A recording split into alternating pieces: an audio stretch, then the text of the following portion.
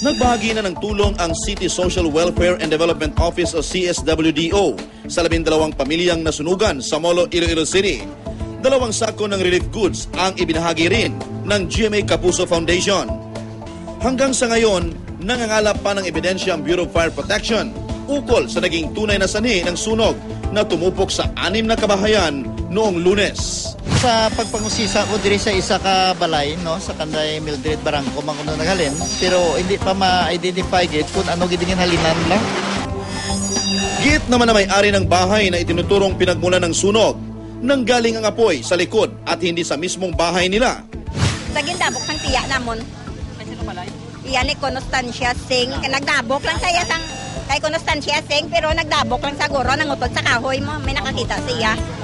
Nalabot ang kudal siguro, syempre nagadalagan sa mong kay lapit man lang, kudal man lang, tapos balay namon. Ayon sa Bureau of Fire Protection, aabot sa 200,000 piso ang halaga ng mga napinsala ng sunog. Makaraan ang mahigit 40 oras sa ICU, namatay na si PO1 Roem Fortuna. Dinala ito sa ospital matapos aksidenteng mabaril ang sarili. Miyerkules ng umaga ng datna ni PO2 Wilfredo Arsenal ang kasama niyang si Fortuna sa kwarto nito sa isang boarding house na may tama ng bala sa ulo. Kay pawon sa tani nga mamahaw kay dulong na sa mahulog kasi istorya na imong gabi nga dulong ko sa mo mga pulit na sa kaya mo to nga sirado gin tulod ko sang lipak ang perta pag tulod ko mo to nakita ko na sa pagkita ko nga mo na to sitwasyon niya nagdlagan ko tawag sa pare ko nga gawad. Ayon sa border sa kabilang kwarto, nakarinig siya ng putok bandang alas 4 ng umaga. Agawon mga portarte gol. Ano ba tiyan? Sa kalupok mo lang mula na. Way man, abi mo lang namin mga ano lang balang kapalupok sa gawal.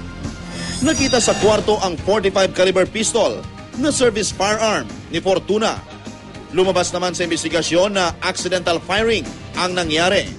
Bali, siya nagkakatulugan, no? Na accidentally tandog niyang trigger sa iyang armas. Nahigdaan niya, no? Nabutang niya sa kilid niya.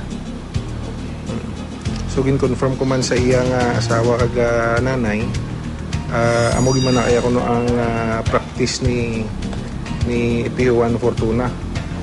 Ginahulid yung ginang armas niya. So, ginakuha lang na ginakuno sa nanay niya kung bisa kag taguon.